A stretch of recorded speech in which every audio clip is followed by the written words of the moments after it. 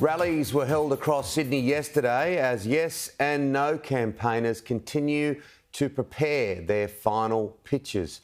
For both sides of the debate, swaying undecided voters is the focus.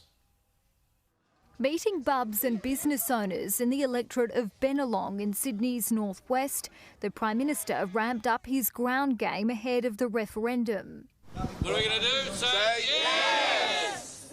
He pledged Australia will be a better place if majority of people vote for the voice to Parliament. The same after marriage equality. There was no downside, just upside. And with this is the same as well. Nothing to lose, just something to gain. Anthony Albanese took pride in the fact some Australians are switching to the yes camp. We'll feel better about ourselves too. Including legendary singer and TV personality Kamal, who recently made his support public. And we know that when people consider what the question is, the fact that Kamal has changed his mind gives us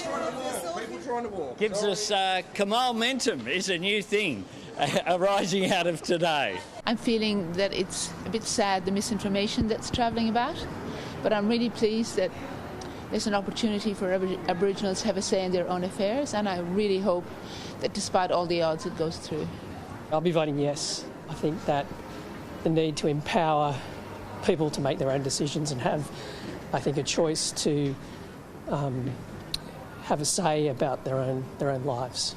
I think it's a great idea, definitely, and it should be supported where people agree with it, yes. So I think there's a level of debate at the moment that's quite unpleasant, and it just needs to come together in a positive way.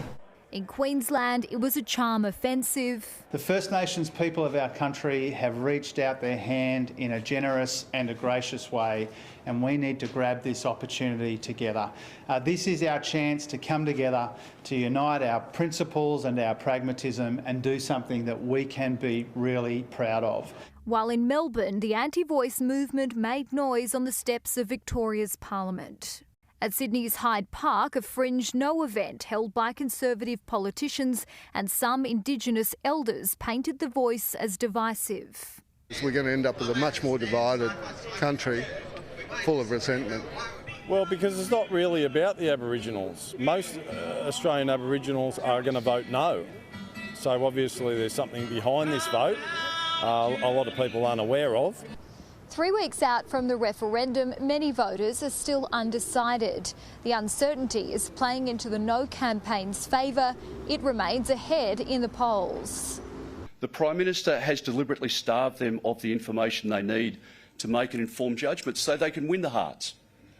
But they're not winning the minds of Australians, because Australians aren't stupid. The latest Guardian Essential poll of more than 1,000 respondents put the no vote at 51% and the yes vote at 41%. It suggested 9% of Australians are yet to make up their mind. Julia Bradley, Sky News, Sydney.